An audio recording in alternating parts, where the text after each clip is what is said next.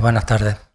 Bueno, en primer lugar les doy la bienvenida a una actividad que organiza la Cátedra Emilio García Gómez. En este caso seguimos con este ciclo de conferencias sobre la transmisión del conocimiento científico, pues, tratando un tema distinto pero complementario con lo que ha sido la transmisión de la ciencia durante la Edad Media en el Mediterráneo.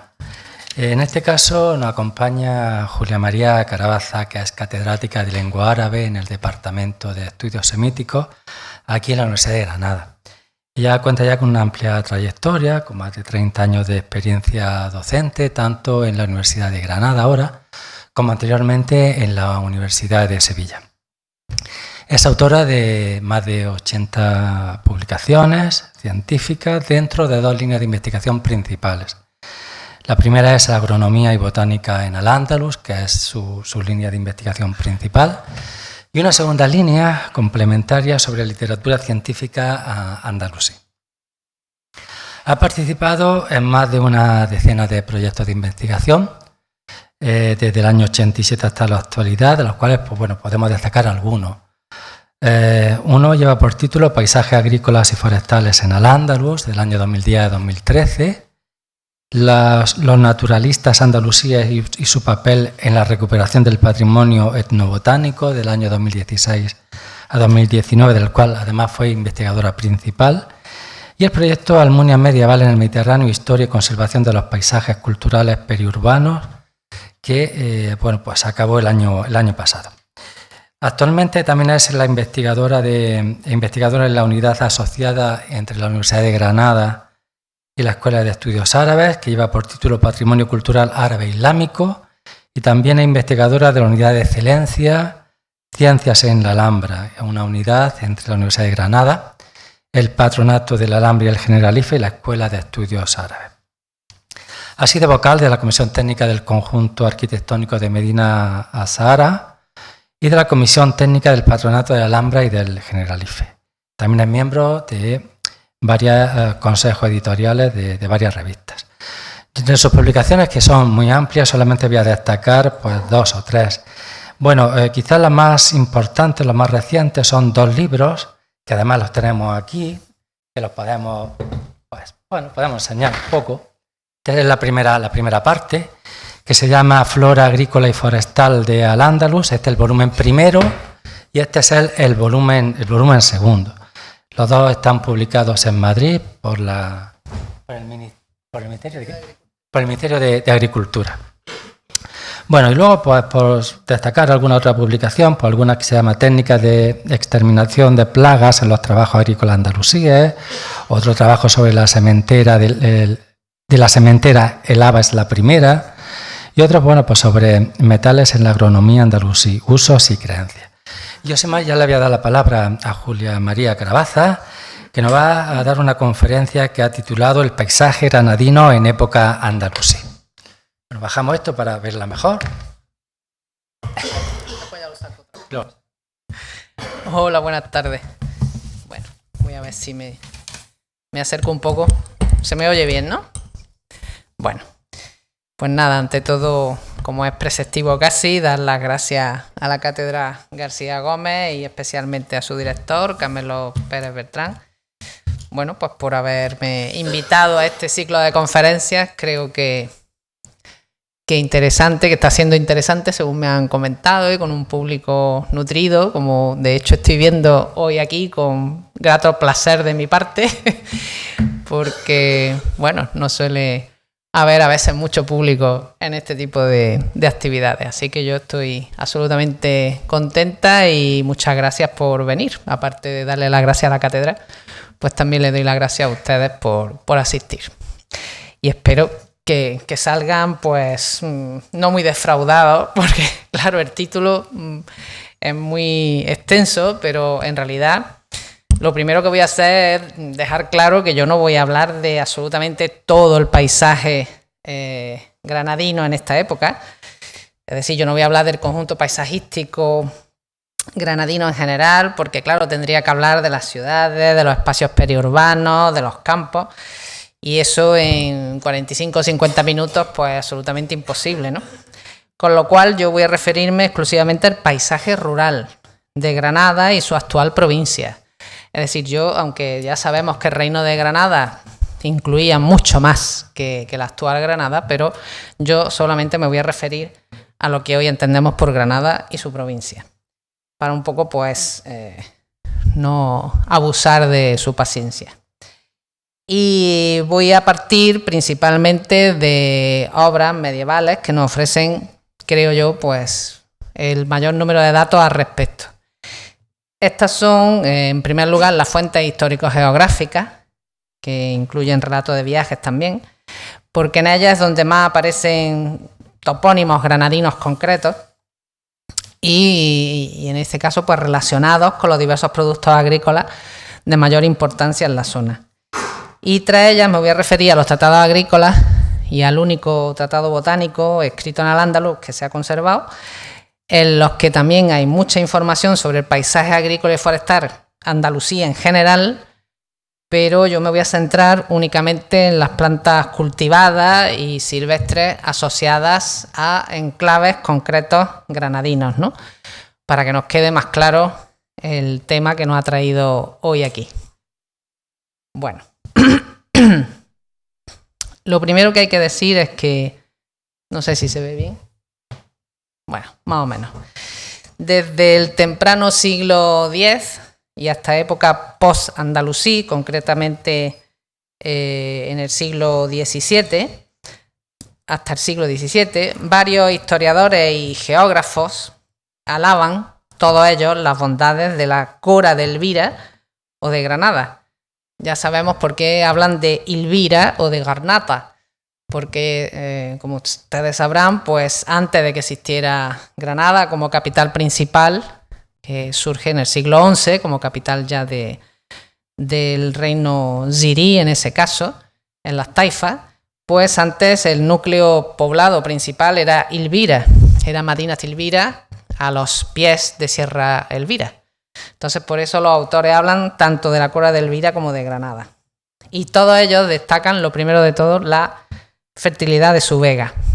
Eso es lo primero que destacan, ¿no? Y hablan de los muchos bosques, huertos y sementeras que hay en esta región, ¿no? Por ejemplo, como comenta Abulfideh, ahí tienen sus palabras, es un autor de los siglos XIII-XIV, en un tono más tópico que real, pues nos dice lo que ustedes ven. La ciudad se encuentra protegida por un elevado y sólido castillo, que sería la Alhambra, claro, y a una distancia de 2 jornadas no se percibe nada más que árboles, frutos y aguas que corren. Bueno, refiriéndose principalmente a la riqueza de la vega granadina.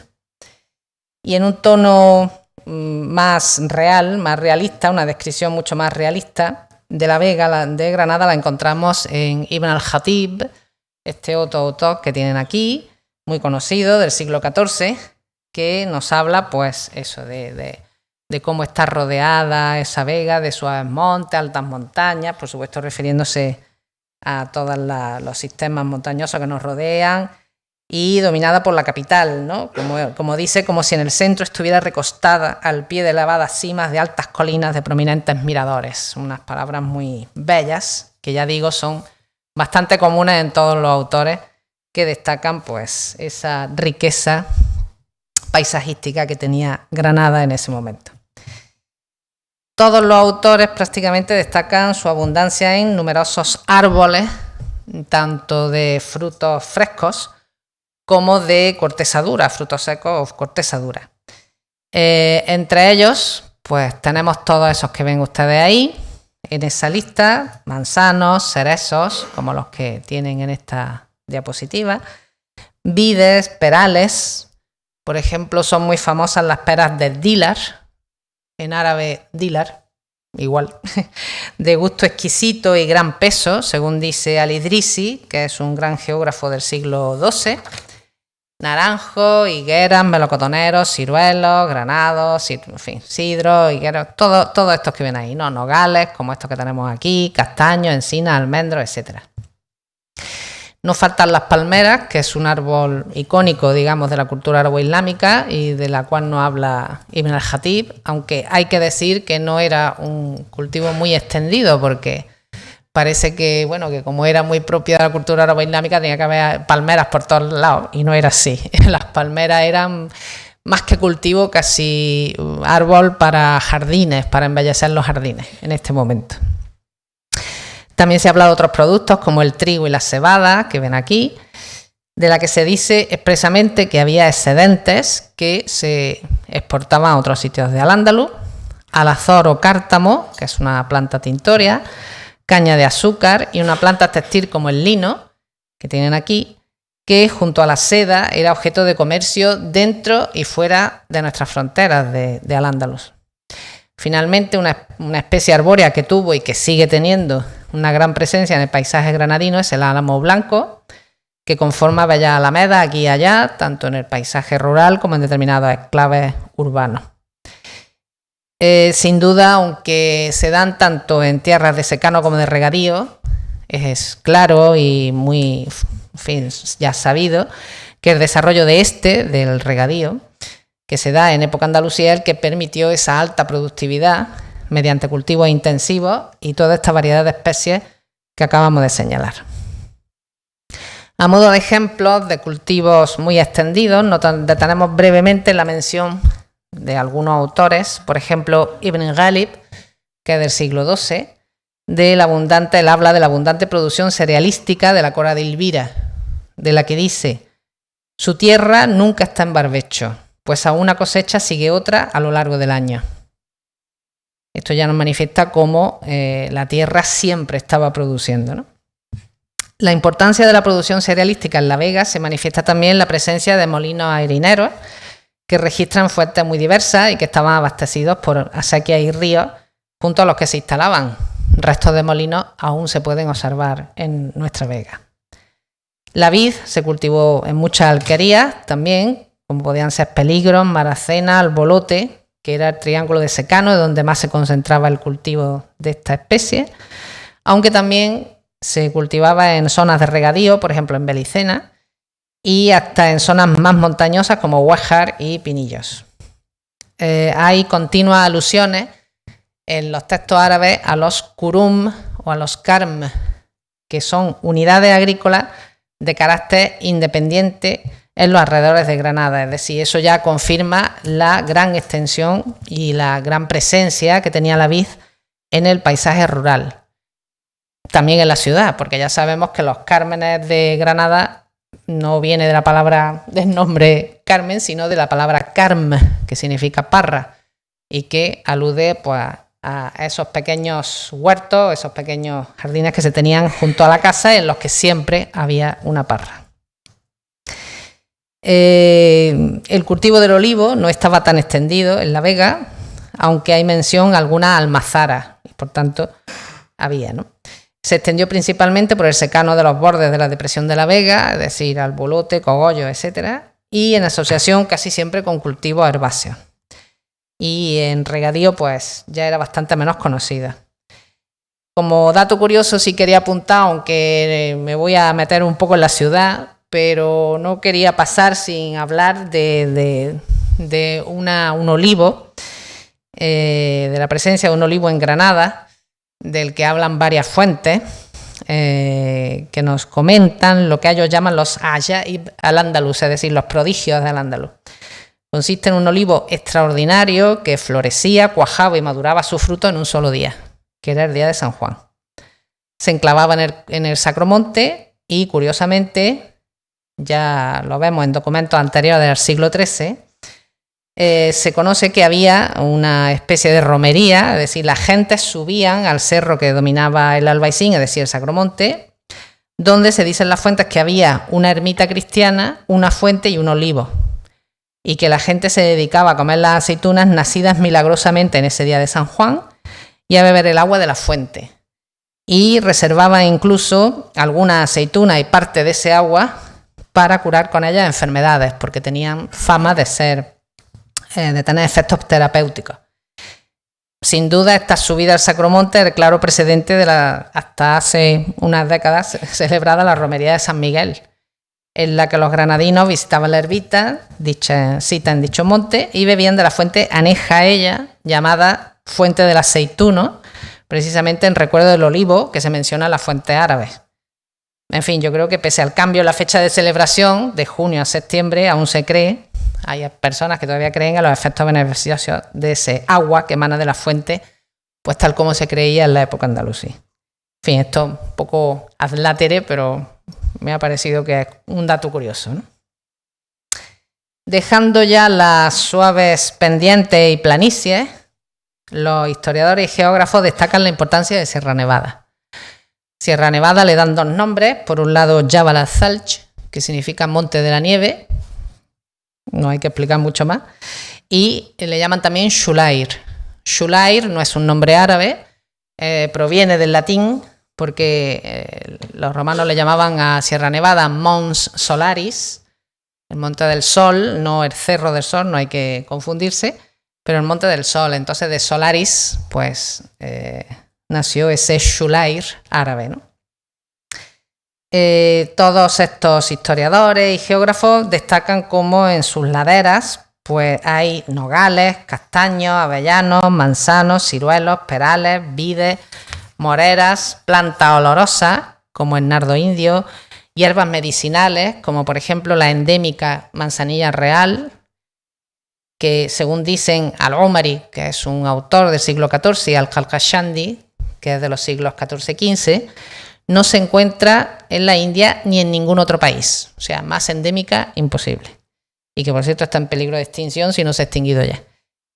O la genciana, de la cual se dice que se distribuye desde aquí al resto de Al-Ándalus por su finura y sus efectos medicinales, tal como expone Ibn al-Khatib.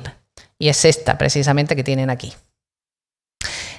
Plantas también selectas como el cerezo de Santa Lucía, especie ornamental endémica de la India y de Sierra Nevada, según Ar-Razi, que es un autor del siglo X, y Az-Zuhri, que es un autor del siglo XII, e incluso había en las laderas también lino.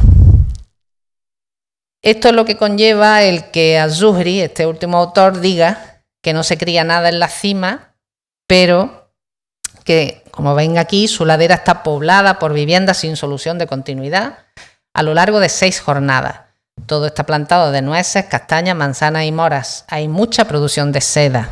Eso ya lo sabemos que era muy importante Granada, tanto Granada como Jaén, por el cultivo de la morera y por la producción de seda. Ibn Ghalib añade: está situada frente a Sierra Elvira, siempre hay nieve en ella, así como notables variedades de frutales, y en las aldeas de sus laderas se da excelente seda y lino mejor que el egipcio de Al-Fayyum.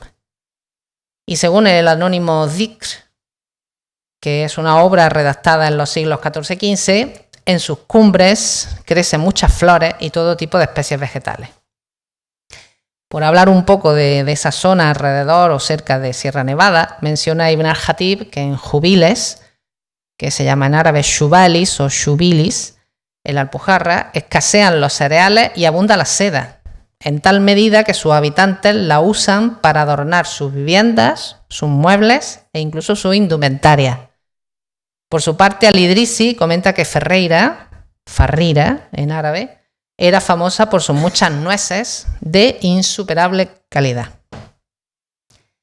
Dejando atrás ya estos enclaves serranos, nos detenemos en otra localidad importante, como es Loja, Lausha en árabe, de la que a través de las fuentes histórico-geográficas conocemos tan solo algunas pinceladas sobre su paisaje rural, pero apenas cultivos concretos que lo conformaran, tal como va a suceder en siguientes localidades. De esta manera, varios autores coinciden en sus bellos parajes bien poblados de árboles y huertas, haciendo símiles muy tópicos, como por ejemplo, si este mundo tuviera una novia, sería este lugar. Eso es muy usual, ¿no?, decirlo de muchos sitios bellos.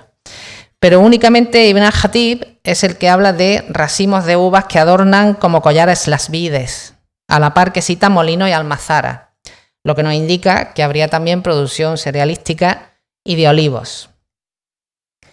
Siguiendo con tierras del interior, tenemos Wadix, Wadi Ash en árabe, del que dice Ibn al-Khatib: su aspecto es tan bello que ante él se avergüenza la aurora. O sea, si hay alguien en la sala de Wadix, pues nada, que ponga esta frase tan bella de Ibn al-Jatib en la puerta de su casa. Se alaba la fertilidad de su suelo, en el que abundan todo tipo de cultivos y árboles, que no se especifican tampoco, salvo vides, olivos, moreras y castaños. De hecho, Al-Maqqari, que es un autor del siglo XVII, es el último prácticamente que habla sobre el paisaje andalusí, destaca un castaño de enorme talla, dice, famoso en toda Al-Ándalus. También se habla de plantas medicinales, sin concretar cuáles, y algodón. Cerca de esta localidad, Esfiliana, se ve cuando marco algo. Me parece que no se ve cuando marco con el de este. ¿Se puede marcar? Digo, para que se sepa de qué estoy hablando. Bueno, da igual. Esfiliana, abajo a la izquierda. Ya está, no pasa nada. Ah, bueno. Es que creía que con el ratón se veía. Pero bueno.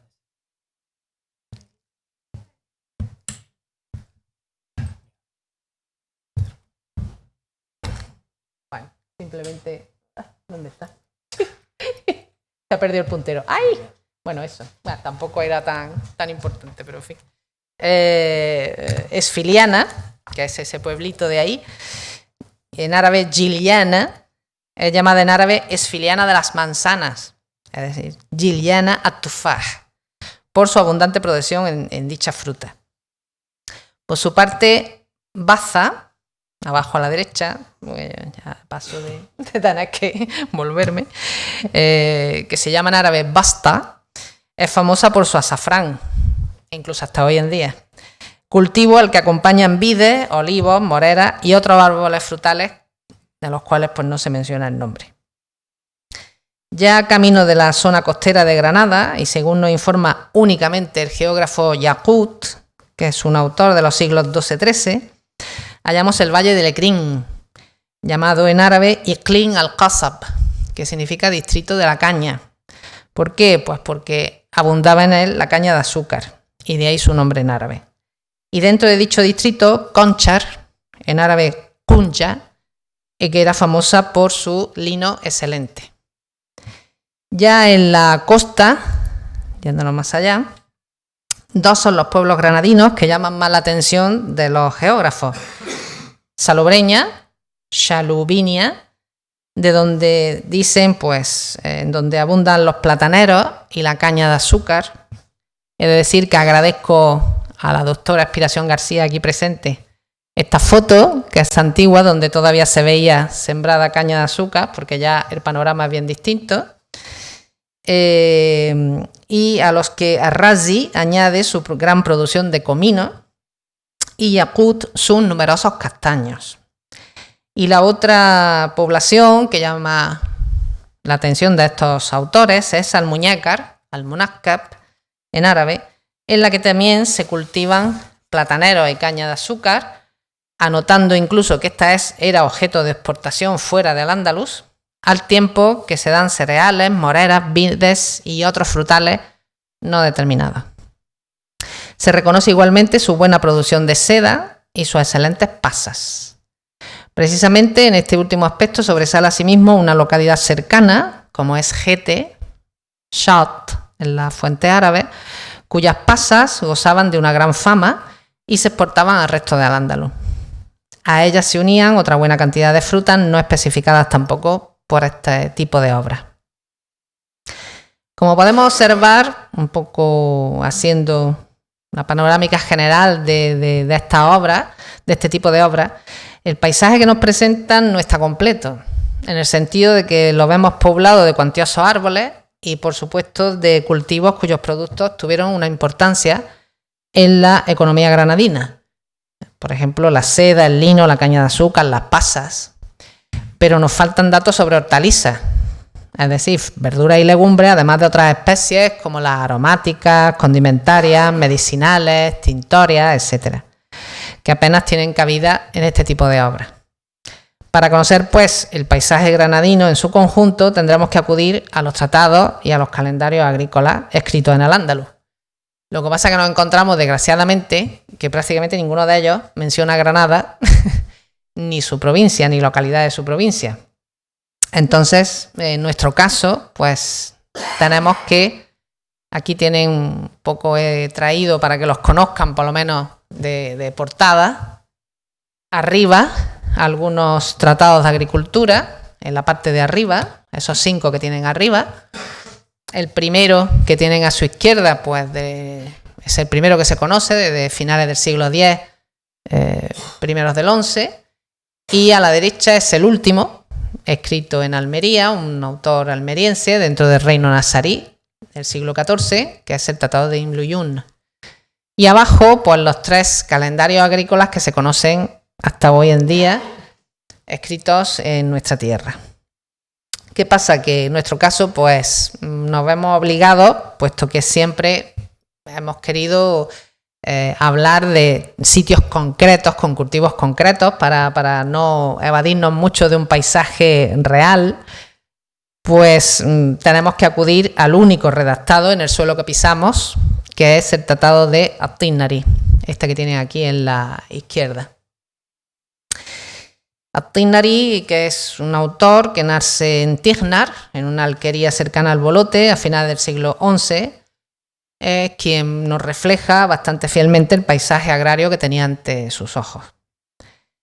Desafortunadamente, la obra geopónica de At-Tinari no se ha conservado en su totalidad, ni tampoco alude prácticamente a puntos geográficos concretos de la provincia granadina, más allá de la vega que él también conoció. Por tanto, tenemos que completar nuestra visión del paisaje rural de Granada con la única obra andalusí que ha llegado hasta nuestros días, que es esta que tienen a la derecha, la portada de su edición árabe y la portada de la edición árabe hecha aquí en Cádiz por algunos autores de la Universidad de Cádiz, y que se llama Umdat Tabib fi Ma'rifat an-Nabat li Kulli Labib, ¿no?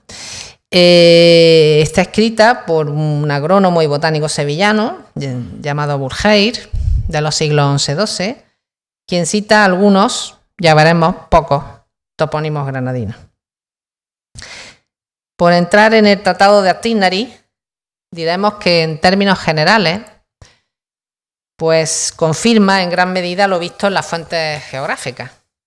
Es decir, habla, por supuesto, de la vid como un cultivo absolutamente prominente, que ocupa un buen número de páginas, siguiendo toda una tradición agronómica mediterránea, tanto en la modalidad de cepas rastreras como en la modalidad de medianos y altos emparrados.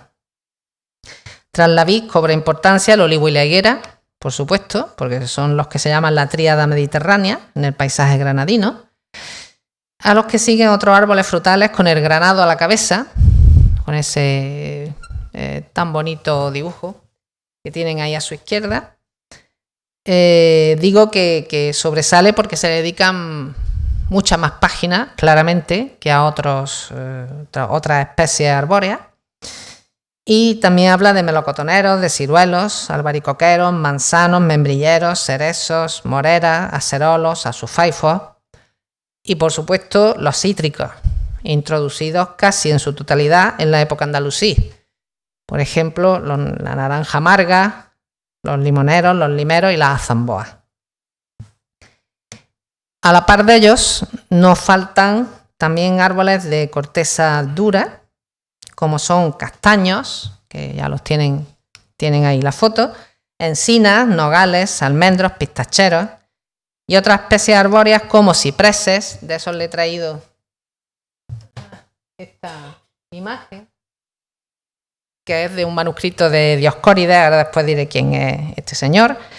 Algarrobos, palmeras, laureles. Aquí tenemos otra imagen ahí, de otro manuscrito de Dioscórides que lo representa, sebestenes, etc.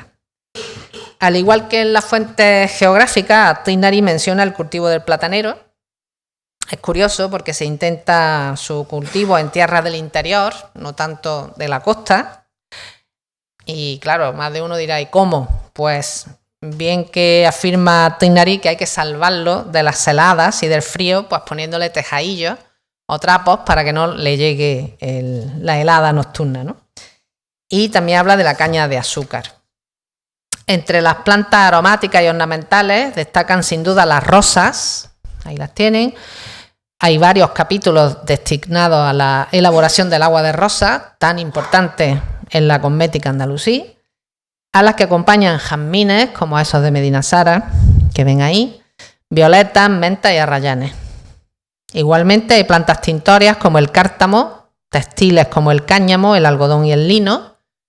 Muy importante el lino, a Tinari dedica varios capítulos a su cultivo, tanto en secano como en regadío, así como a las labores que se necesitan para curtirlo y extraer su fibra. Condimentarios, como puede ser preciado azafrán, que si hoy es caro, en época andalusí también, lo era mucho. El comino, el cilantro, la alcarabea, el ajenú, el anís, la lolva, en fin, bastantes plantas introducidas en época andalusí, casi todas ellas también de carácter medicinal. El elenco granadino de cereales se ve ampliado en gran medida con respecto a las fuentes que hemos visto antes, pues al trigo se añaden pues no solamente un solo tipo de trigo, sino varios tipos de trigo. Se habla de la cebada, pero a Tinari también nos habla del arroz, que tienen ahí, el sorgo y el centeno o la escaña, que tienen ahí arriba a la derecha. Y siempre junto a ellos las legumbres, siempre, porque siempre que se cultivaban siempre se cultivaban cereales, acto seguido se cultivaban legumbres, por la capacidad de fijar el nitrógeno en la tierra tras la siembra de estos cereales, que tienen esa capacidad que tienen las legumbres. Se habla de habas, de garbanzos, aquí tenemos un plato de hummus, muy rico, alubias, lentejas, alcarseñas, altramuces, que lo tienen ahí abajo a la izquierda, y alfalfa. Y por último, pero no por ello menos importante, un sinfín de productos de la huerta. Cebollas, puerros, rábanos, ajos, nabos, colocasias, zanahorias, pepinos, berenjenas, espinacas, acelgas, coles, coliflores, lechugas, etc. Bueno, esto sería una visión de lo que nos cuenta Tinari en su tratado agrícola. Pero hay que decir y hay que puntualizar que este autor granadino tan solo menciona muy pocos parajes granadinos relacionados con cultivos y en muy contadas ocasiones, ¿no? Por ejemplo, él dice que existen unos cerezos que crecen muy bien en Sierra Nevada. Le llama Jabal al-Thalj. Aunque se trata, hay que decirlo, de una variedad montesina o silvestre de peor calidad que la cultivada. Nos dice también que la uva Jarufi, que se traduce como de cabrito, de muy posible correspondencia con la variedad actual de la uva llamada corazón de cabrito, nos dice que se da en Gete y en la Taa de Sehel. Sehel, escrito con C y con H intercalada, pero ello proviene de la palabra árabe as-Sahil, que significa la costa, efectivamente un distrito costero con capital en Albuñol, y que se destina principalmente a la pacificación. También hay momentos en los que nos da, esto es dos folios del manuscrito, de uno de los manuscritos de la obra de Tinari. ¿Se ve bien? Sí. Para que vean, bueno, pues la labor que tenemos que hacer los arabistas, muy cruda, muy dura a veces para desentrañar estos textos. En donde aquí, precisamente en estos folios, pues nos habla del cultivo de todos los cereales y nos concreta, al hablar del trigo candeal, que se dice burr en árabe, nos dice que se siembra en la Taa de Sehel, es decir, en la costa, y en algunas alquerías de la Vega del Elvira. En este caso menciona Vega del Elvira en vez de Vega de Granada, a partir de mediados de septiembre.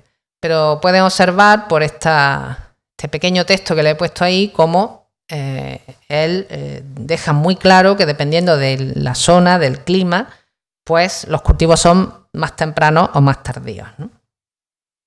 Y también nos dice que en Conchar se siembra el sorgo, Zura en este caso, lo que amplía el panorama de las fuentes geográficas que solamente hablaban de lino en esta localidad del Valle de Lecrín. Para finalizar, bueno, aunque todavía me queda tiempo y voy a hablar in extenso de esto, pero al fin y a la postre un breve paseo por el paisaje granadino, vamos a ver lo que nos aporta la obra botánica de la que hemos hablado antes, es decir, la Om Tabib de Abul Khair, en la que, como ya hemos dicho, no abundan tampoco los topónimos granadinos asociados con determinadas plantas conformadoras de un determinado paisaje, pero a su favor está el hecho de que nos da información no solo de las especies cultivadas, que en gran parte son las que hemos visto hasta ahora, sino también de un gran número de silvestres, lo que completa nuestra visión del susodicho paisaje.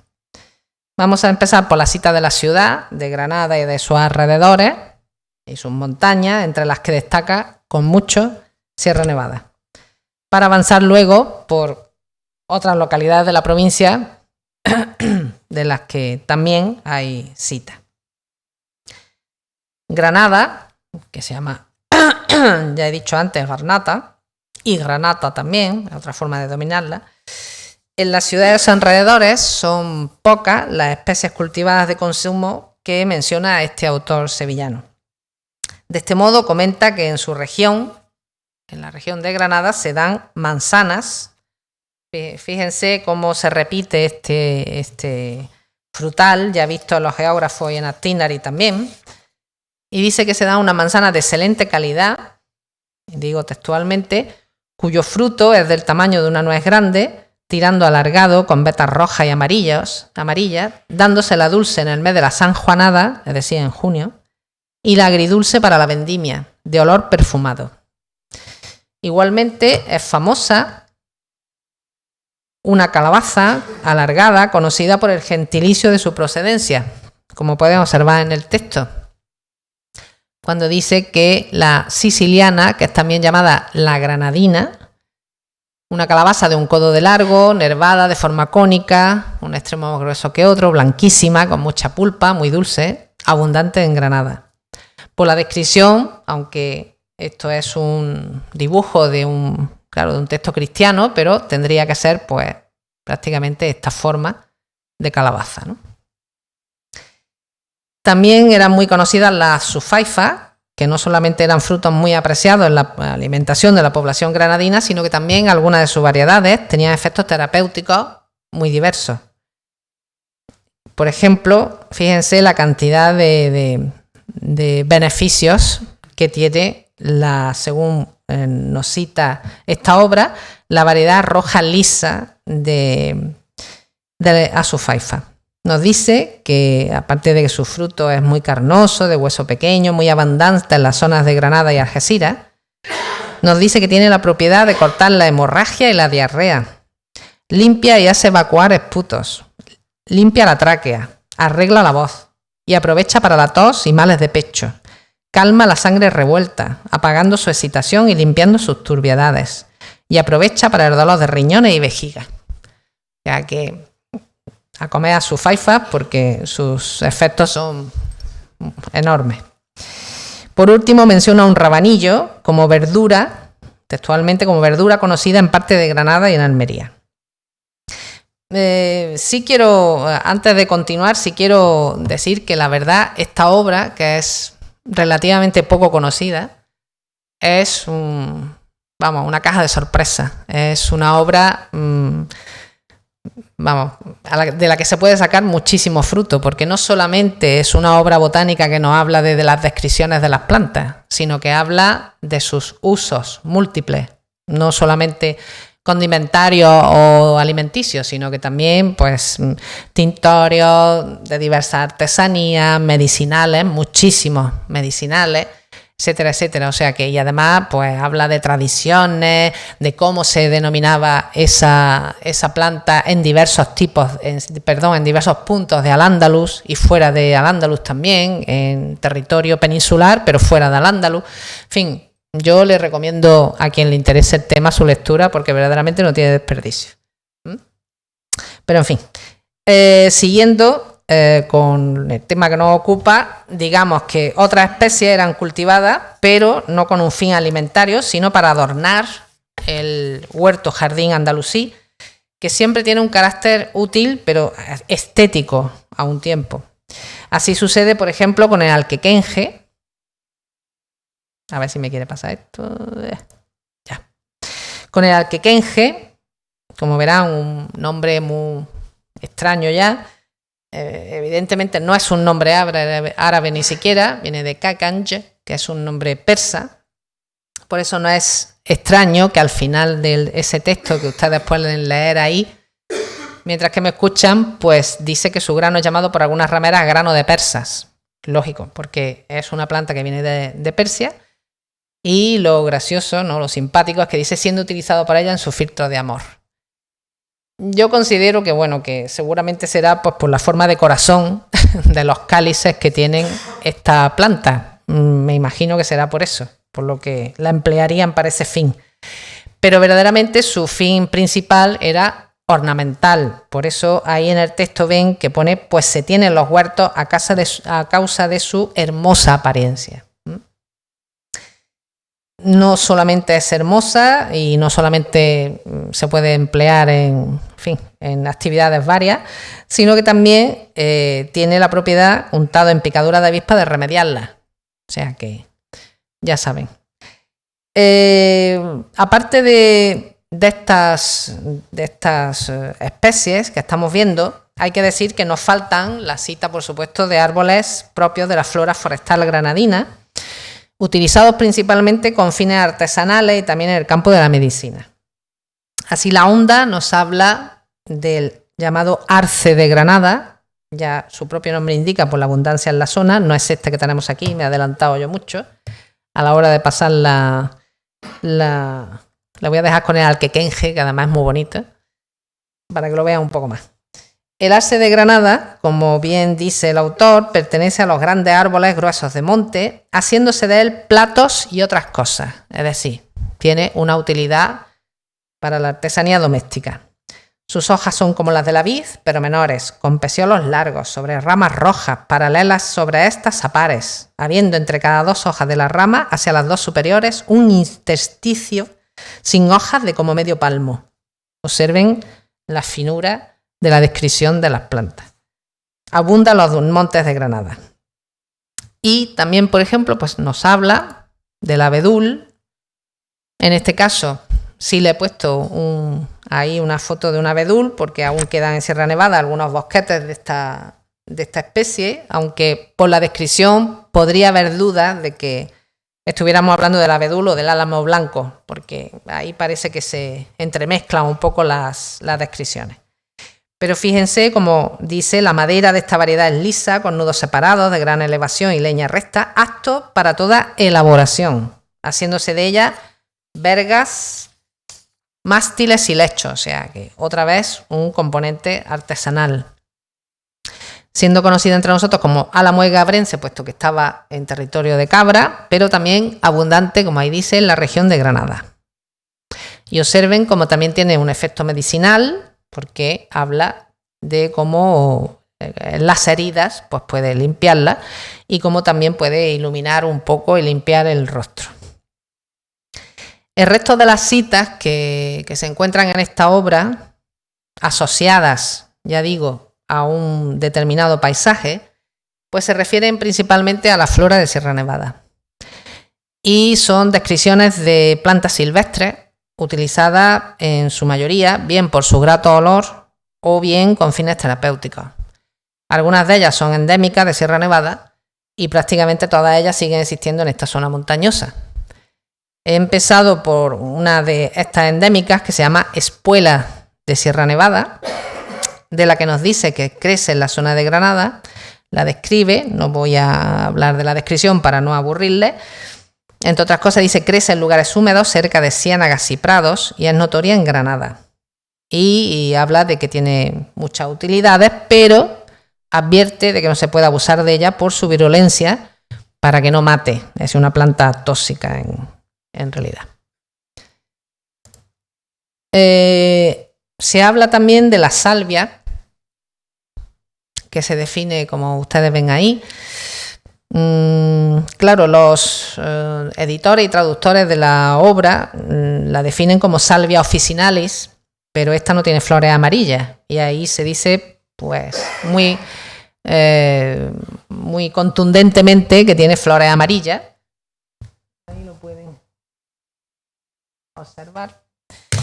Entonces, pues bueno, como no es muy segura su identificación, eso suele suceder, por mucho que nosotras, y después le hablaré un poco de esto, pues hemos trabajado siempre con especialistas en botánica y en agronomía. No es fácil siempre hacer una identificación unívoca de tal planta, tal especie que se está definiendo es tal planta. A veces hay diversas posibilidades. Entonces, en este caso yo pues le he puesto ahí 2 fotos. La primera, además arriba, es Phlomis fruticosa, a la que se le llama también salvia amarilla, aunque no es del género salvia. Y la otra es salvia glutinosa, que es la única salvia que he encontrado que tenga las flores amarillas, ¿no? De ella se dice que sus hojas tienen buen olor y sabor, que es abundante en la región de Granada, y ustedes mismos pueden observar cómo tiene muchas virtudes medicinales, porque puede ser útil contra el algafacán, que es el dolor de corazón, accidente de la bilis negra, torpeza en la lengua, en fin. Y también pues se refiere a la higiene de las partes pudendas, pues quita el picor de ellas en hombres y mujeres, dice, pudiendo ser usada de nuevo como filtro amoroso, que conste que esto es casualidad, no es que todo el libro esté entero lleno de citas que se pueden hacer filtros amorosos con las distintas especies. O sea, toda la casualidad de que 2 de las que se citan entre la flora de Sierra Nevada pues sirven para este fin, pero bueno, no hay tampoco que creer como ese tópico, ¿no?, que se tiene de la civilización, de la cultura árabe-islámica, no, o sea, simplemente, bueno, en este caso dice que es planta mágica, claro, pero si dice menagoga, pues nos podemos imaginar que a lo mejor pues ese uso de filtro amoroso no es porque sea mágica, sino porque tenía un carácter menalógogo, es decir, impulsor de la menstruación. Vamos, más o menos como la pastilla del día después, para tener unas relaciones sexuales un poquito más seguras, digamos, ¿no? En fin. Siguientes plantas silvestres que se mencionan en la onda, pues este dorónico o raíz de bicho, de las que dice que son raíces que tienen un cierto aroma. Siempre hay esa componente, ¿no?, aromática, bien porque son las flores, bien porque son las raíces, bien porque son las hojas. Dice que se da muy bien entre nosotros, en las montañas de Granada y Jaén, y crece en lugares umbríos de los montes, nos dice. Estoy reduciendo la cita total de la onda porque la describe y demás, pero en fin, vamos a ir un poco más rápido, ¿no? Por ejemplo, está el cardo azulillo, del que dice que en el extremo de la raíz hay una fibra parecida a las barbas de las espigas, algo perfumada. Y de hecho, nos dice el autor, yo he visto esta especie en la isla de Cádiz, en Sierra Nevada, el monte de Montebri y Monchique, y la he recogido en estos lugares. Hay que decir que el autor era un gran conocedor de la botánica andalusí. Podríamos decir que su obra, esta onda, es la primera flora que se hace de Al-Ándalus en el siglo XI. Que no está mal que nos podamos retrotraer hasta ese siglo en nuestra península. También del cardo cuco, dice, he visto en Algeciras y Sierra Nevada una planta rastrera, lo describe muy extensamente, dice con flores azules tirando un poco a purpúreas, con una raíz de buen olor, con un toque pesado parecido al olor del nardo, la cual crece en alta montaña, la orilla del mar, Algeciras y otros sitios. Y esta no solamente es aromática, sino que también dice que tiene la propiedad de ser diurética y emenagoga, calentar el estómago, aprovechar para pleuresía y dolor de costado, cólicos de aire y ofiasis, que es una alopecia parcial.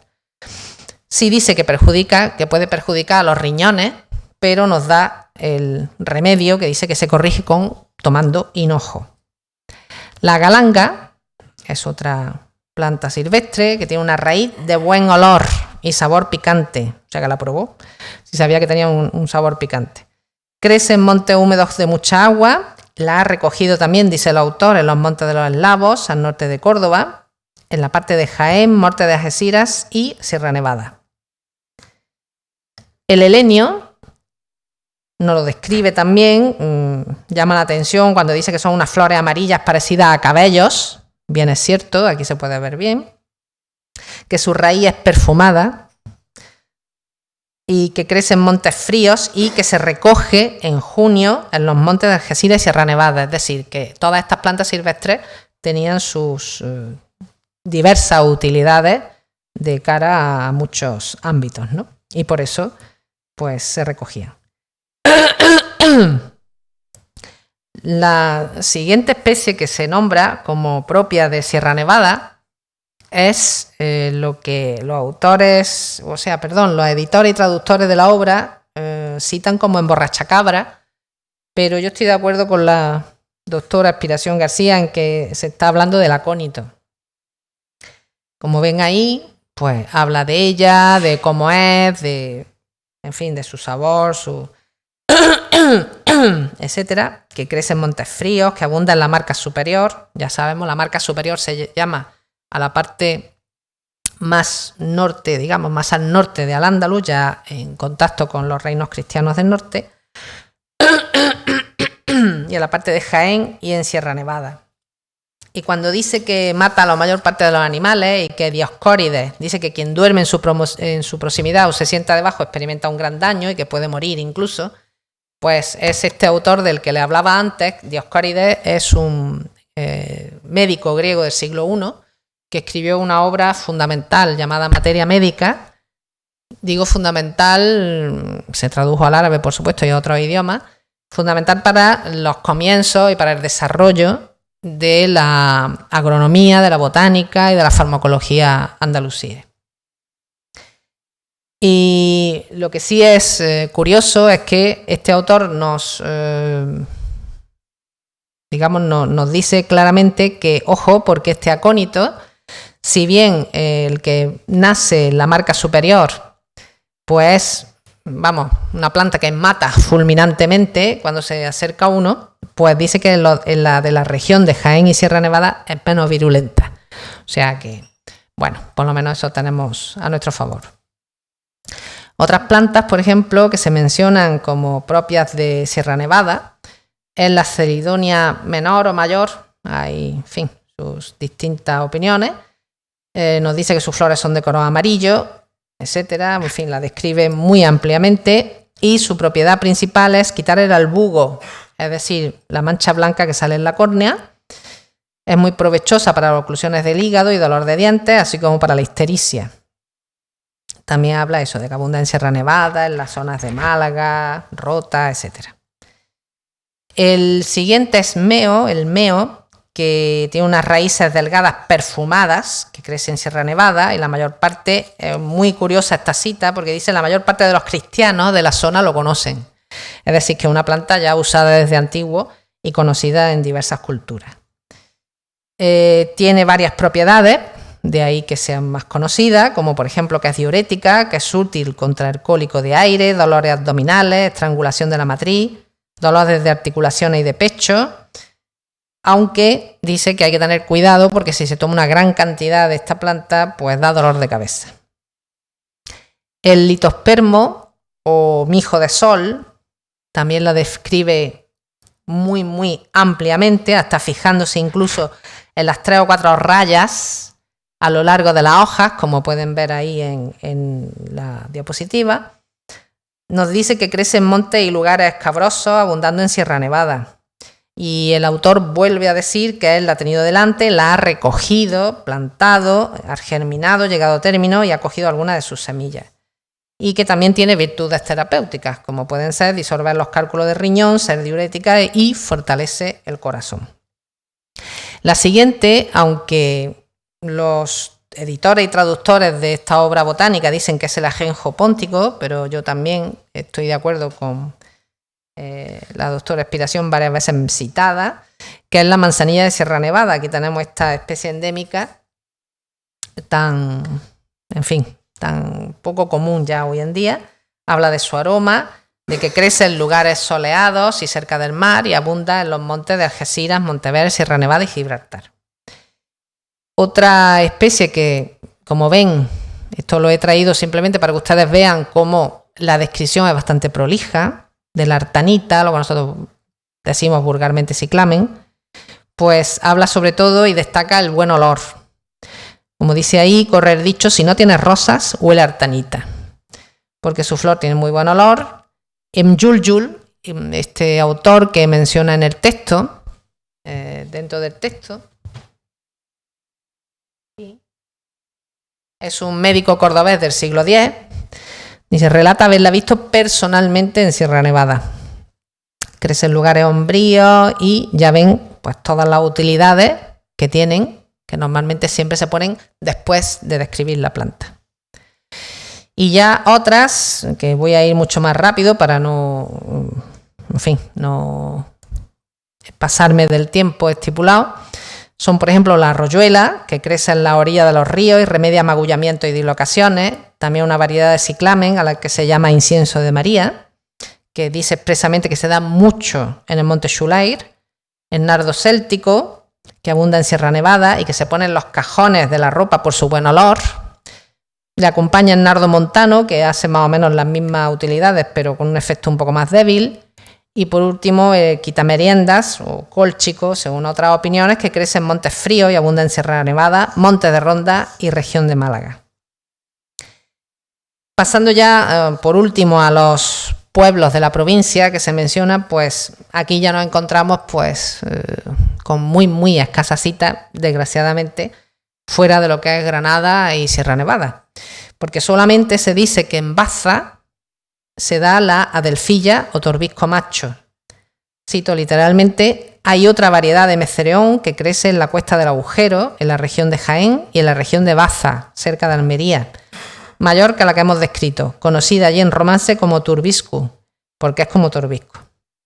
Y la única localidad que se menciona un poco más adelante es Salobreña, en la que se cultiva, según dice el autor, una especie grande de cebolla, que él describe como aplanada y veteada, cuya planta es grande, semejante a pequeñas tortas, con una de las cuales, una cebolla, basta para tapar la boca de una olla. Imagínense el tamaño de la cebolla. Conocida como desalobreña, especie abundante en Algeciras y Vejer de la Frontera, en el distrito de Sidonia. Con esto ya pues acabamos nuestra visión del paisaje granadino en época andalusí. Bien es cierto que hoy en día pues evidentemente hay zonas en las que ese paisaje ha cambiado mucho, como pueden ser las zonas costeras, donde prácticamente pues la caña de azúcar, los plataneros y demás pues han sido prácticamente sustituidos por aguacates, por guayaberas, etcétera, etcétera. En fin, la Alpujarra, sin embargo, es otro enclave donde apenas ha cambiado el paisaje con respecto a lo que encontramos en época andalusí, simplemente por el tipo de clima, por ser montañoso, etcétera. Y en otras zonas, pues claro, ha habido también cambios, pues por la introducción de plantas americanas, claro, tomates, patatas, pimientos, maíz, etcétera. Y, como no, pues por cuestiones de mercado. O sea, porque simplemente, pues, lo que da más dinero es lo que más se cultiva. Pero lo que sí es cierto, y eso todos lo vemos, pues la continuidad de vides, de olivos y de cereales, que eso siempre pues ha sido lo propio de Al-Ándalus en su conjunto, no solamente de la Andalucía actual. Como verán, pues yo me he basado en estas fuentes que he dicho. Podrían haberse explicado otros datos al respecto en obras pues médico-farmacológicas, dietéticas, jurídicas o incluso poéticas, pero yo creo que arrojarían una escasa información novedosa o complementaria de la ya indicada y por tanto por eso me he remitido exclusivamente a estas obras de las que les he hablado. Y en 3 minutos solamente voy a aprovechar pues esta oportunidad un poco para hablarles de esa flora agrícola y forestal de Al-Ándalus, de las que hemos hablado antes y que ya está en el mercado, pues dos, sobre todo el segundo pesa mucho, Simplemente, no por hacer publicidad, no pretendo aquí vender ninguno, no se tienen que ir, que no voy a vender nada. Simplemente porque, bueno, por si hay alguien interesado en este tipo de datos que yo acabo de dar, estas obras, esta flora, que es la única que se está haciendo hasta hoy en día en todo el mundo, flora de época andalusí, pues se basa principalmente en eso, en los textos agrícolas, tanto tratados como calendarios, y en esa obra botánica, la Honda, que es la que ha permitido en gran medida hacer unas identificaciones más correctas de las especies que se nos citan en las fuentes. Es un trabajo conjunto de arabistas, de botánicos y de agrónomos. Y gracias a ese trabajo conjunto, pues se está haciendo esta obra que, si les interesa, el Ministerio de Agricultura creo que ya el primer volumen lo ha colgado online, o sea que se puede, no hace falta comprarlo, se puede descargar. Y el segundo creo que va por ese camino, es decir, más pronto o tarde lo pondrán también en PDF, supongo. Pero bueno, un poco por simplemente, es un libro que, sobre todo este último, que apareció hace menos de un año, ya se ha presentado aquí en Granada. Y simplemente por si a alguien le pica la curiosidad, está interesado en el tema, pues que sepan que aquí pues tienen muchísima información, no solamente sobre el paisaje granadino, sino sobre el paisaje andalusí en su conjunto. Paisaje rural, claro, paisaje agrario y forestal. Y nada más, muchas gracias.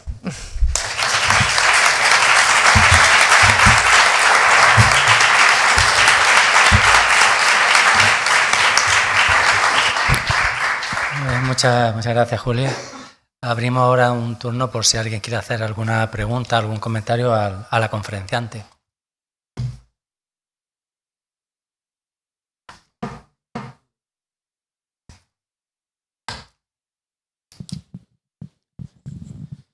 Bueno, yo quería hacerle una pregunta muy concreta, si podía hablar hacer una pequeña historia sobre el olivo. Bueno, ya digo, somera, escueta, no pretendo ahí que se metan muchos detalles, pero un poco por reconstruir para que quedara claro pues, de dónde ya sabemos que procede del acebuche, que es una planta silvestre, dónde es originario el acebuche, si es del clima mediterráneo, de qué país, dónde se empezó a hacer la obtención ya para pasarlo al olivo. Y luego, pues sí, en el mundo romano fue el que precisamente empezó a distribuirlo. Y si llegó un momento, parece ser que a principios de nuestra era, en el siglo V o VI, no sé bien, hubo una severa sequía aquí en Andalucía y tuvo que recurrirse a introducir la variedad tunecina, que era más resistente a la sequía. Y si entonces ya ahí, entroncando con eso, fueron los árabes los que lo hicieron, y un poco cómo se desarrolló, qué variedades tenían, ya por terminar, el mundo de los nazaríes, ¿no? Por ponerle una acotación, pero vamos, que conteste a lo que pueda y el tiempo que crea oportuno. Gracias.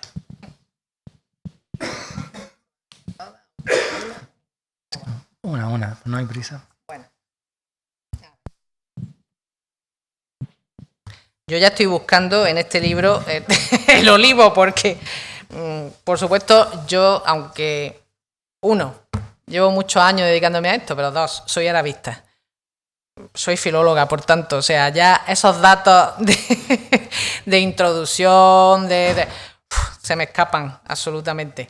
Pero le voy a remitir porque nosotros sí que hablamos, por supuesto, de él en nuestro libro. Es una de las especies de las que más se habla, después de la vid. Ojo, no es el olivo el primero. Y a ver, ¿qué le puedo decir de él? Porque yo creo que para eso están las fuentes de información, que en este caso es esta flora que hemos hecho, ¿no? Procedencia, aquí la tiene, o sea, no sé, no le voy a leer lo que está aquí, pero solamente decirle que se conocen 2 variedades, dice aquí, aunque se han descrito cerca de 300 cultivares diferentes en España, claro. Se han ido derivando de la principal, que es europea, que es el olivo, y la variante oleaster, que es el acebuche. Efectivamente, los mismos autores árabes en sus tratados dicen que muchas de las aceitunas que aparecen y sobre todo hablan más que de la zona de Granada, que no se da mucho, como he dicho antes, y que hasta hoy en día tampoco es, digamos, su cultivo principal, pues hablan sobre todo de la zona del Aljarafe. Del Aljarafe, porque ahí desde época ya romana, en las laudes hispaniae, que se hacían en época romana, ya se habla de la importancia del olivo en el Aljarafe sevillano, en la zona del Aljarafe, y cómo estaba absolutamente poblado de olivo. Dicen incluso eso, las fuentes, que muchas de ellas provienen de las aceitunas, de los acebuches que se caen al suelo, y de ahí derivan ya los olivos. Pero verdaderamente también se habla pues de injertos, por ejemplo, le puedo decir, para eso está... A ver, hay muchas páginas sobre el olivo. Por ejemplo, en cuanto...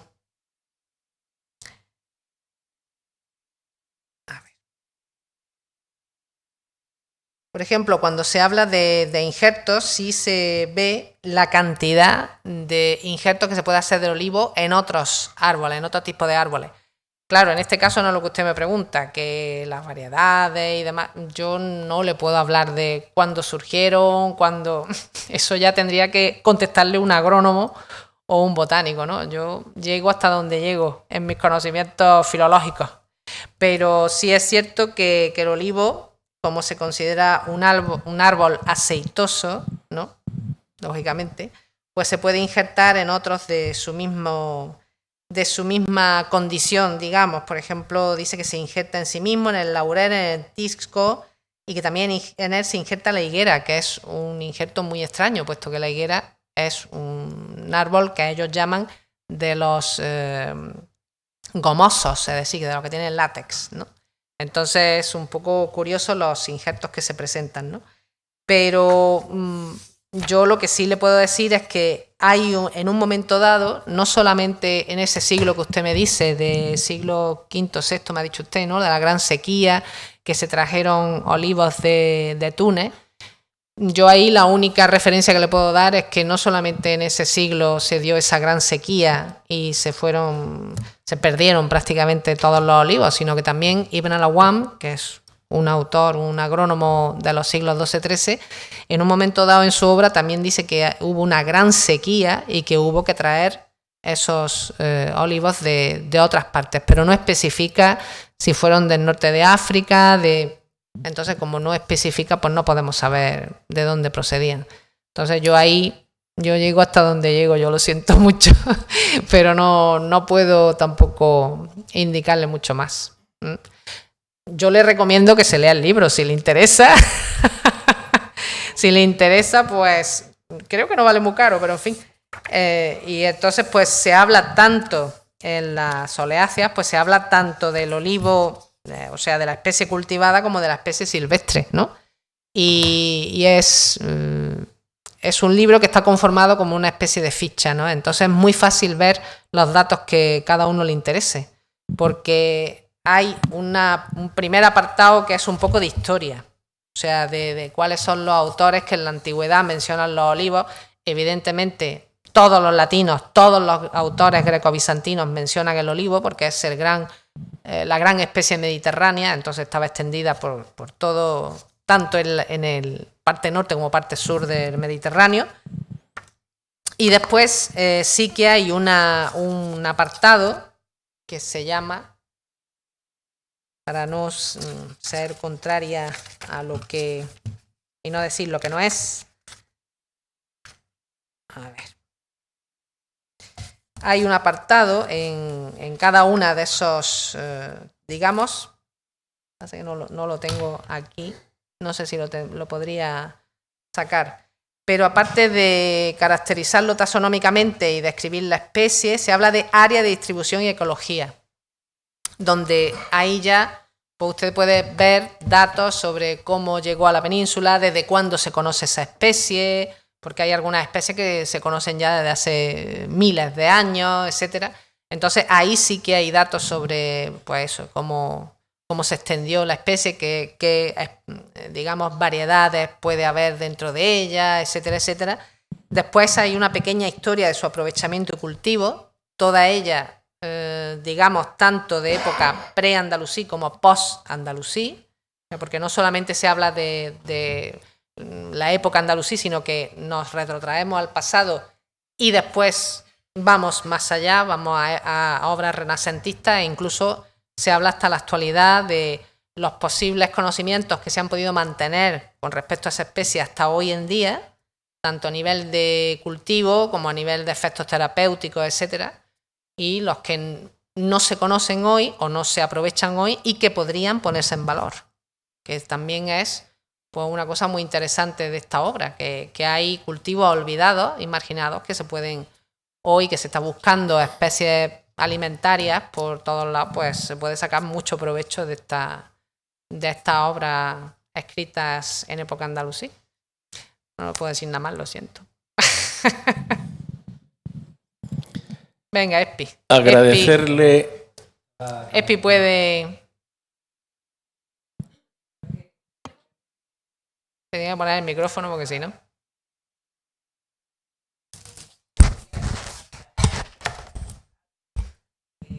¿Quiere usted el micrófono? Micrófono. ¿Hay un turno o quiere usted el micrófono? No, es que es una aclaración al respecto de lo que ha dicho, lo que ha preguntado este señor.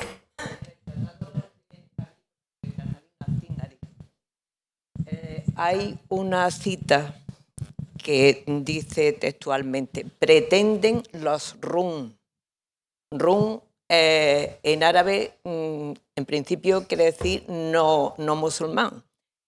Puede referirse a los romanos, a los bizantinos. Y dice, pretenden que en un año de una sequía muy pertinaz en Al-Ándalus, pero bueno, Al-Ándalus se está refiriendo a la península, pero lo que no sabemos es si esa referencia está tomada de algún autor romano, que hubo en Al-Ándalus una sequía pertinaz, se perdieron todos los árboles, ya sería una hipérbole, pero bueno. Y trajeron desde el norte de África plantones de olivo con los que se repoblaron los que había en la península. Y en aquel momento se secaron todos los ríos, menos, claro, es un autor granadino, el río Dilar, un afluente del río Dilar. Ese afluente en nombre Utba, no se sabe cuál es, pero es una indicación de este agrónomo del siglo XI granadino. Y bueno, si puede servir para algo. Bueno, muchas gracias, Espi, que bueno, es la gran especialista en Actinaria, es otra de las autoras de esta obra, con lo cual pues agradezco que haya completado la contestación. Como decía, ante todo agradecerle su amenísima conferencia y decirle que estoy interesadísimo en las dos publicaciones, que me acercaré para anotar los datos de las dos.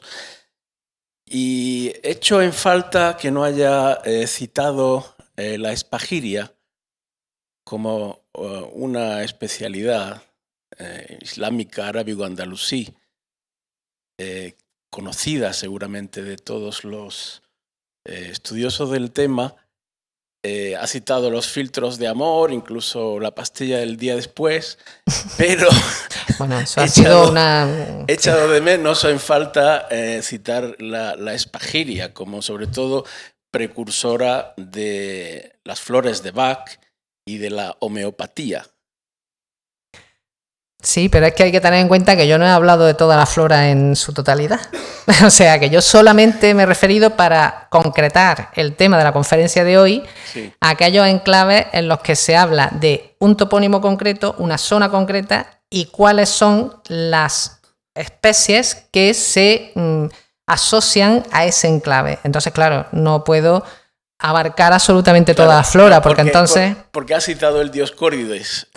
Bueno, he citado el Dioscórides simplemente porque en una cita salía Dioscórides y igual no se conoce Dioscórides entre el público asistente, simplemente... Bueno, tengo una formación en medicina, por lo tanto en farmacología, farmacopea. Sí, pero si yo no digo que no lo conozcan, evidentemente, yo era por si alguien del público no conocía, no sabía quién era Dioscórides. La pregunta era si en alguna de esas fuentes se habla de la espagiria, que es la medicina autóctona islámica, andalusí, magrebí, porque el Magreb y el Andalus han estado conectados durante la historia, incluso durante la prehistoria.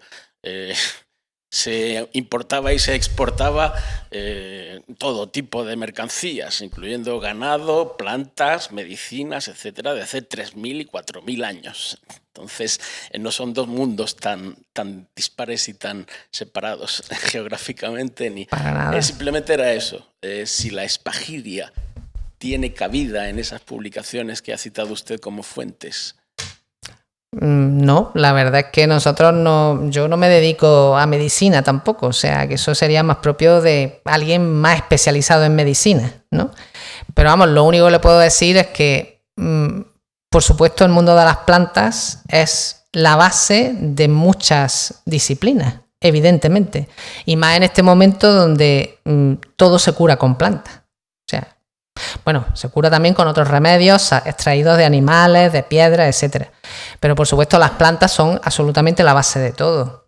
Y el tipo de medicina que se ejecuta en estos siglos, tanto en los anteriores al Andalus como en el Andalus, es un tipo de medicina que es prácticamente la homeopatía. Es decir, es un tipo de medicina natural que lo que busca es que la persona tenga equilibrio, o sea, que los humores de las personas lleguen a un equilibrio de tal forma que no se produzca ninguna enfermedad. O sea, que es que esa es la base de toda la medicina medieval y anterior a ella, ¿no? Hasta que no surgen otro tipo de estudios, pues no, esto es lo usual, digamos, ¿no? Dentro de la medicina árabe no solamente está la propia de la cultura arabo-islámica, eso también hay que tenerlo en cuenta, ¿no? Es muy importante, por supuesto, en la medicina el componente de la medicina profética, es decir, todas digamos, las recomendaciones. Exactamente, At-Tib an-Nawawi.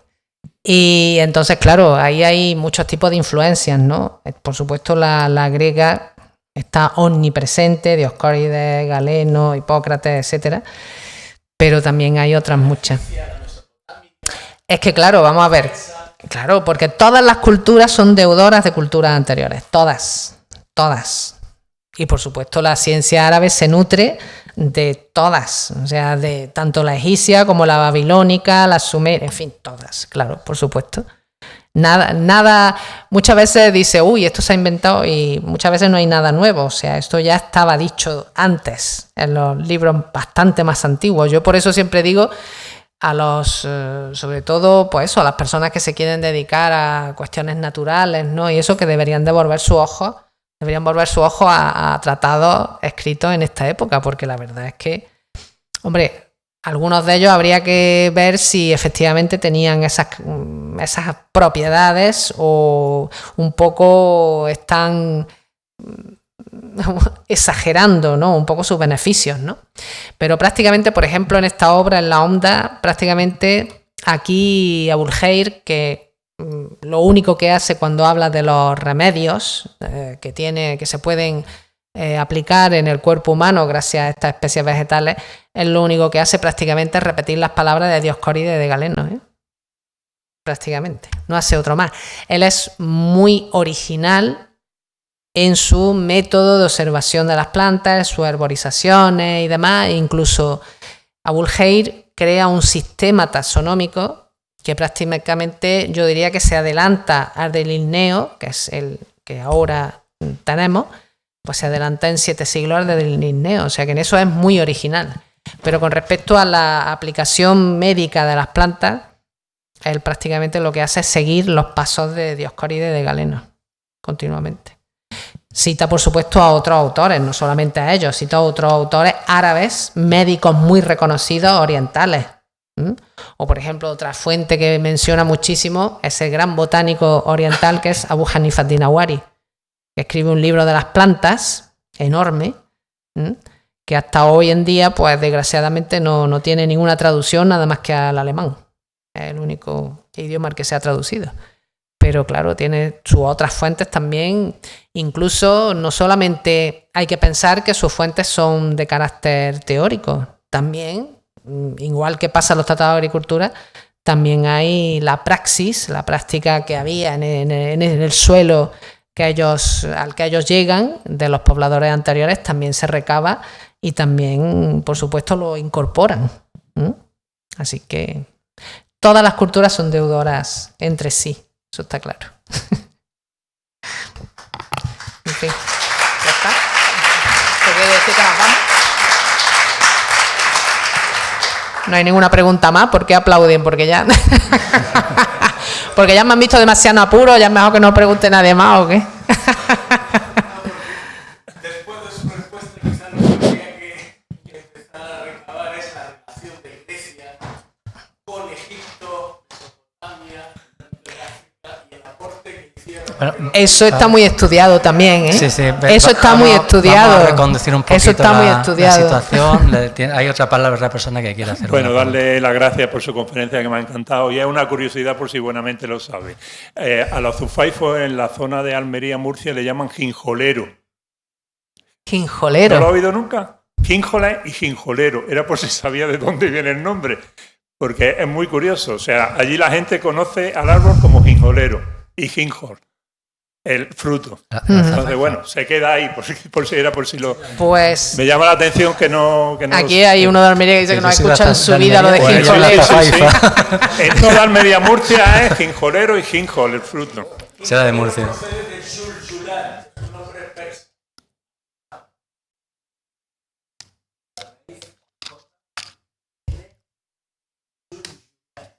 A ver, ahí tiene que tener mucho cuidado con lo que dice, ¿eh? Porque Juljulán no es el ausofaifo, ¿eh? Juljulán, sí, es el sésamo. De Juljulán sale ajonjolí, pero no sale la palabra que él dice. ¿Puede Sí, estar pero relacionado con jujuba, que es el nombre específico?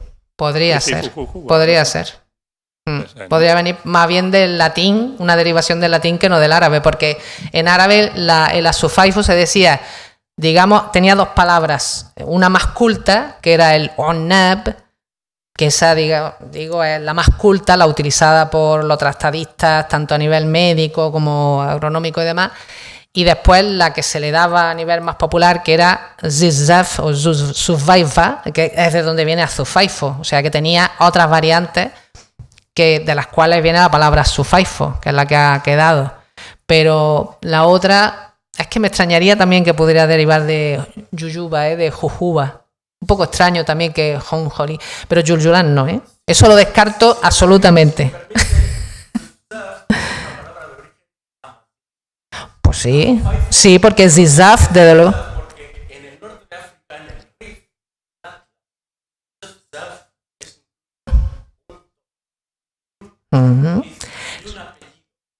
Sí, y además le digo otra cosa. Si le interesa lo de la Masij, no sé si usted es de origen bereber o le gusta. Ah, bueno, pues ya está. Perfecto. Bueno, multirraciales somos todos, ¿eh? Eso es, para empezar. Bueno, pero vamos, si a usted le interesa ese tema, evidentemente, y por eso he dicho antes que la onda es una mina, pues hay una cantidad de berberismos increíble en esa obra. Es decir, que porque el autor no solamente habla de cómo se dice esta palabra en árabe, sino que dice cómo se dice en diversas pantalándolos, incluso habla de cómo se dice en latín, cómo se dice en griego, cómo se dice en digamos en bizantino, como él dice, cómo se dice en bereber. Es decir, que hay una clara influencia de... Sí, está.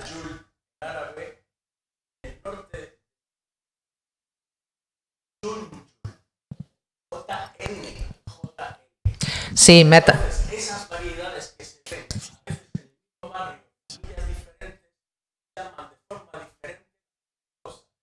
Y un fonema o dos fonemas cambian perfectamente.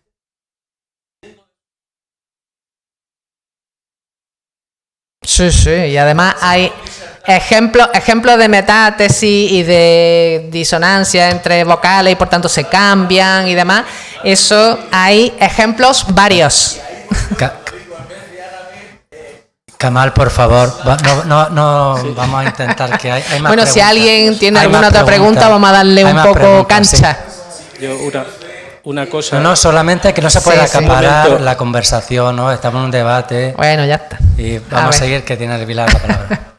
Una cosilla respecto a la onda, hay un trabajo de Tilmantín sobre los berberismos o tema Mazig. Es muy interesante, lo he consultado recientemente y como dice, hay muchísima referencia a la lengua Mazig. Y bueno, felicitarte por tu conferencia, por supuesto, ya conozco tu trabajo indirectamente y directamente. Y solo una cuestión, yo llevo el terreno a mi campo, ¿no? ¿Por qué crees que hay tantas fuentes, tratados agronómicos en el siglo XI? ¿Por qué florecen precisamente en este siglo?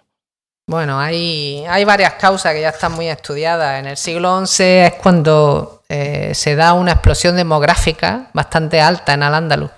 Entonces, claro, al haber mucha más población se necesitan más recursos y se necesita que el campo dé más frutos, tenga más utilidad, ¿no? Y por tanto que los cultivos tengan que ser absolutamente intensivos y sin dejar que la tierra, como decía una de las citas que he puesto, se quede en barbecho jamás.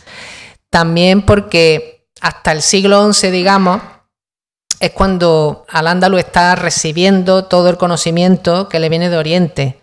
Las traducciones que se habían hecho de tratados greco-bizantinos, los latinos hay que discutirlo todavía porque no está muy clara la transmisión del conocimiento desde el mundo latino al árabe.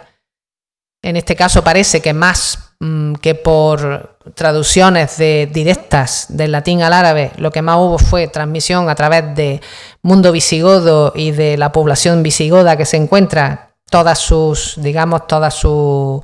práctica agrícola pues pasa oralmente a los árabes en mayor medida, pero hasta ese siglo es cuando se está recabando todo lo que proviene de Oriente. Por ejemplo, hay que tener en cuenta que la agricultura nabatea, que es otra gran fuente de información riquísima e importantísima para los tratados de agricultura andalusíes, se crea su última recesión, su última compilación es del siglo X y llega inmediatamente al andaluz, ¿no? Entonces, también el siglo XI se crea esa expansión porque ya todo ese conocimiento se ha acumulado y ahora lo que hay que hacer es producir, basándose en eso, producir el conocimiento propio partiendo de toda esa tradición agronómica y de lo que se encuentra aquí, justo en suelo andalusí y que también se incorpora a los conocimientos teóricos. Entonces, eso es otro factor por el que se multiplican los tratados de agricultura en el siglo XI. Y también otro factor es que aunque se dan los reinos de taifa y parece que hay, pues en fin, que Al-Ándalus se fragmenta y podría haber una mayor debilidad, pero claro, hay que tener en cuenta que cada reino de taifa lo que busca es ser económicamente fuerte para poder atacar al que tiene al lado y poderlo incorporar a su propia taifa, ¿no? Entonces, claro, si ellos quieren tener una riqueza hay que tener en cuenta que la base económica de ese momento es la agricultura. Como bien dice Ibn Abdún en el prólogo a su tratado de Hisba, ¿no? De que la agricultura es la base de todo, es la riqueza del Estado. Entonces, por eso, precisamente, todos los gobernantes de las diversas taifas lo que buscan es que su tierra produzca y que se tengan muchos recursos para que la riqueza estatal sea fuerte y poder sobrevivir a los ataques ya de los cristianos y también sobrevivir a las... En fin, las batallas que hay y las escaramuzas o grandes batallas que hay con respecto a otras taifas. Entonces ellos sí que hacen lo posible para que se desarrolle muchísimo la agricultura en su zona. Y eso lo hace sobre todo Sevilla, que es la gran receptora de casi todos los agrónomos que no me he parado a indicar porque no era el objeto de esta conferencia, pero casi todos ellos al final terminan en Sevilla, por unas razones u otras. Por ejemplo, Invasal, que se tiene que ir de Toledo, o Atinari, que también va a Sevilla parte de su vida. Hay sevillanos, como son Ibn Hajjaj y Abul Khair, etc. Entonces, en un momento dado se crea como una escuela, cuyo maestro sería Ibn Basal, y se crea precisamente en Sevilla. Sería un gran foco, digamos, de la Taifa Abbadí. ¿Sí? Micrófono hacia atrás. Y por supuesto, la ampliación de regadío, no lo he dicho. Por supuesto, el refuerzo de los sistemas de regadío. Y la ampliación de los sistemas de regadío que lo que hacen es facilitar el que muchas tierras se pongan en cultivo y por tanto haya una mayor producción agraria. Muchísimas gracias por la presentación. Me ha resultado tremendamente evocadora porque yo soy de aquí, de Granada, y bueno, conocer todo ese pasado y del mundo maravilloso de las plantas me parece de especial relevancia hoy, en el sentido de que todas estas historias vienen de hace mucho tiempo, pero las estamos contando en un contexto bastante específico, ¿no? En cuanto a bueno, cuánto se encuentra amenazada toda esta realidad botánica, ¿no? Bueno, cambio de condiciones ambientales por cambio climático, y especialmente en Granada, ¿no? Estamos cabalgando hacia una desertificación, ¿no? Entonces, bueno, yo coincide que doy clases sobre precisamente esa historia, ¿no? Que, especialmente de los árabes, ¿no? Que nos dejaron como legado. Y me preguntaba, ya quería extender como este encuentro hacia un matiz un poco más reflexivo casi, ¿no?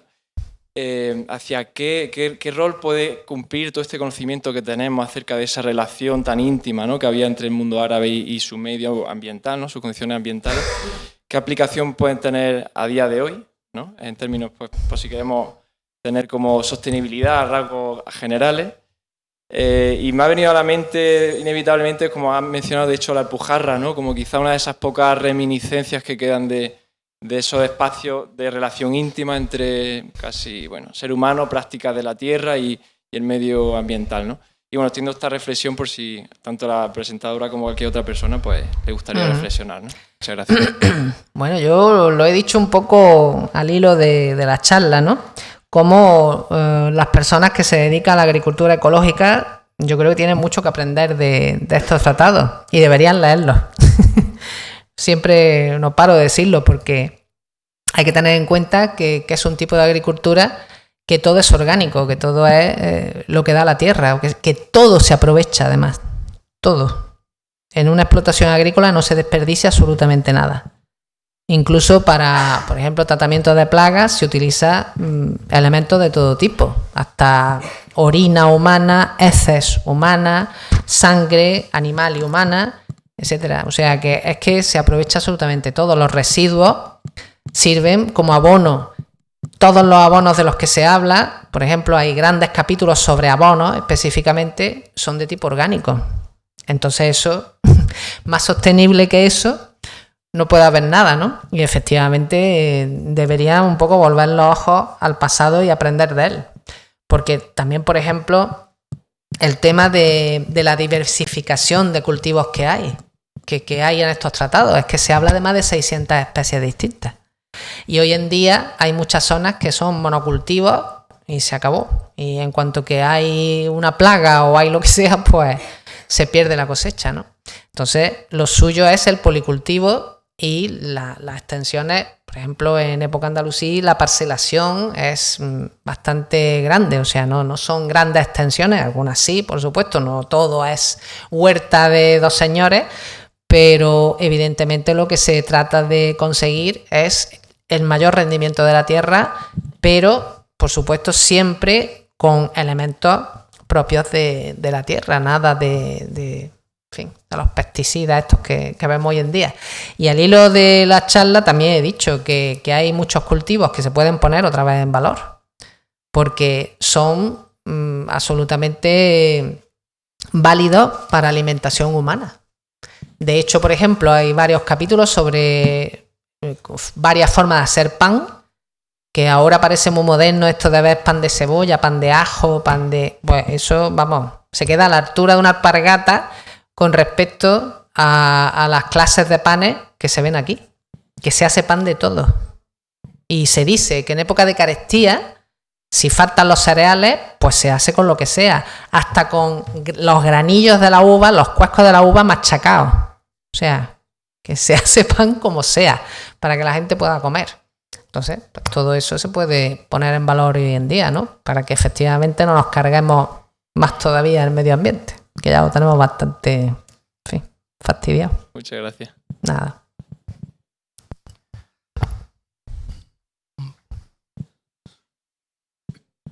Micrófono, creo que tiene que darte el micrófono. ¿Puedes pasar el micrófono? No, pero es por la grabación, ¿no? Supongo.